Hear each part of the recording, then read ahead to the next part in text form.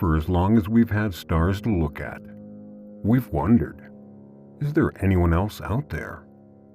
We've pictured strange worlds orbiting alien suns, and we've strained our ears listening for a whisper in the cosmic static. But what if we've been looking in completely the wrong direction?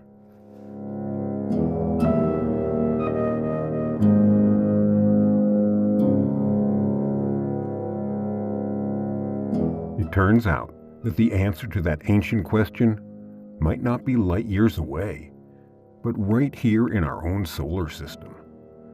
The search for life has radically changed. It's no longer a shot in the dark. Scientists now have a handful of prime suspects, worlds they believe have a real shot at harboring life. We might finally be on the verge of knowing where the aliens are, and that changes everything. The search for ET is nothing new. We've always looked up with a sense of hope. But that hope was met with an unnerving cosmic silence known as the Fermi paradox. If the universe is so vast, where is everybody? A revolution shifted our focus. The biggest clues didn't come from space, but from Earth. Scientists found life in places that should be impossible. Organisms, nicknamed extremophiles, living in boiling acid, deep trenches, and frozen deserts. That raised a thrilling new question. If life can survive extreme environments on Earth, could it also survive on other worlds in our solar system? So the strategy changed. We're not just listening anymore. We're actively hunting, sending robotic explorers to the most promising spots. And they're closing in. Mars has always been suspect number one. It's right next door. And evidence shows it used to be a very different place. We can see ancient river valleys, dried up deltas, and massive lake beds carved into the surface. Billions of years ago, Mars was wet and warm. And where there's water, there's always a chance for life. NASA's Perseverance rover is drilling in Jezero Crater, a spot that was once a huge lake. It's collecting rock samples to be brought back to Earth by a future mission. Soon, the European Space Agency's Rosalind Franklin rover will be the first to drill deep below the radiation-scorched surface, where signs of ancient life could still be preserved. But as promising as Mars is, what if the best place to look isn't a planet at all, but a moon? Orbiting Jupiter is a world that scientists are obsessed with. Europa. It's a brilliant white ball of ice, covered in strange cracks.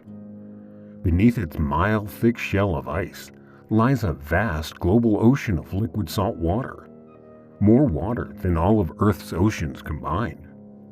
Europa stays warm through tidal flexing, as Jupiter's gravity squeezes and stretches it. This heat likely powers hydrothermal vents on the ocean floor, just like the ones on Earth that teem with life. Even more exciting, the Hubble telescope has spotted plumes of water vapor erupting from Europa's surface, possibly giving us a sample of that hidden ocean. NASA's Europa Clipper mission, launching in 2024 and arriving in 2030, will perform dozens of close flybys. Its radar will map the ocean and measure the ice, scouting out the best places for a future landing mission. If you're as hooked on this cosmic detective story as we are, hit subscribe and turn on notifications. Discoveries are coming faster than ever. You won't want to miss what we find next.